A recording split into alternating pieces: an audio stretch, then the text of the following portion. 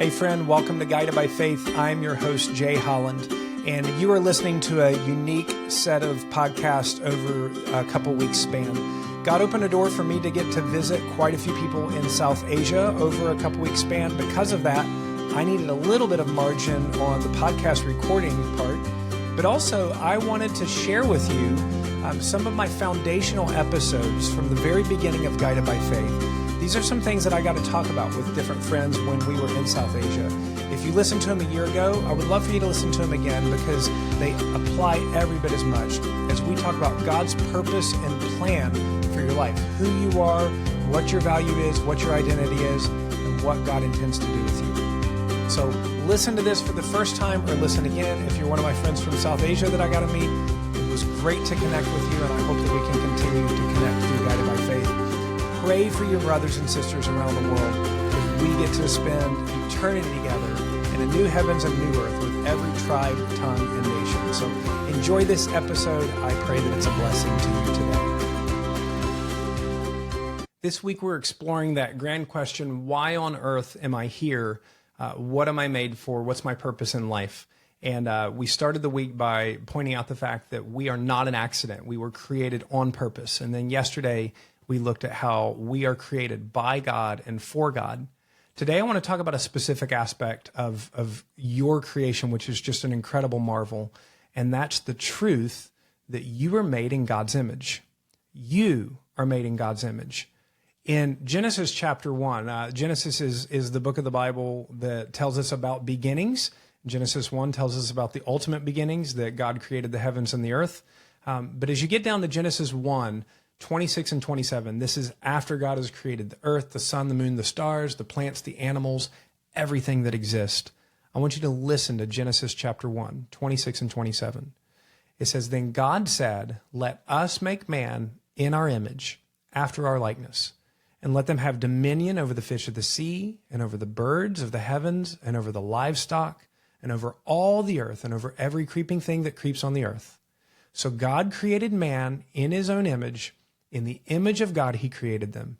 Male and female, he created them."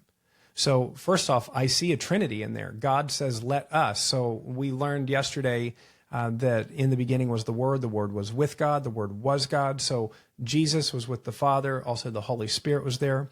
And you were created by the Trinity in the image of the Trinity. It says, let us make man in our image. And so we know that whether you are a man or whether you're a woman, your ultimate identity is that you are created in the image of God. So what does it mean to be created in the image of God? There's a cool thing to say, but what does it mean? Let me just give you a couple of things to think about today in being created in the image of God. You were made like God with reason and intellect. You are an intelligent being. God is far more intelligent, but you're an intelligent being, and you can reason and think things. You can imagine what's forward. You can review what's behind. You were also made with a moral and ethical capacity. You have the ability to know right and wrong, and you have the ability to choose right and choose wrong. So God has made you with a kind of morals that we don't see in lions or in our dogs or in our fish. You were built for relationship and community. God, the Trinity, before we ever existed, God existed in perfect relationship and in perfect community. And he made you and I for relationship and for community.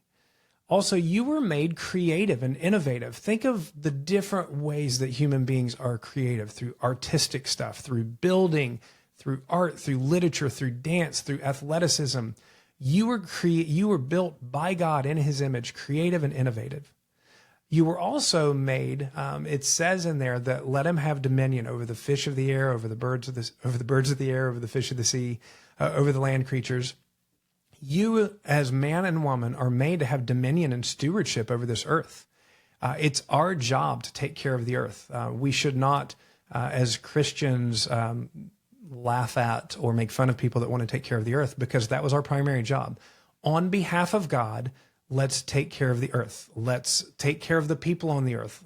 Let's steward it as representatives of God. And then finally, you are made spiritual.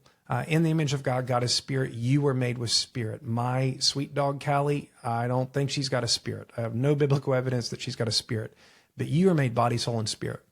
What does this mean to be spiritual? Well, all of this stuff together, it means that every person, including you, but also including those people that take you off today, they are made with the same dignity and value. It also means that you and every person are made, built for relationship with God, and that we all have a responsibility before God. We have to do right and run from wrong, to reject wrong. We're supposed to take care of this world on his behalf. And then ultimately, being created in the image of God, that helps us fulfill the greatest command, which is love God with all of your heart, love your neighbor as yourself. So as we finish out today, I want to encourage you in this. You were made in the image of God, and every person that you encounter and interact with was also made in the image of God. And you are commanded to love God with all your heart, love your neighbor as yourself. How about you spend today loving God by loving the person that he puts in front of you, because they were made in the image of God. I can think of no better way to honor God than to treat with value, dignity, and love the people in front of me made in the image of God.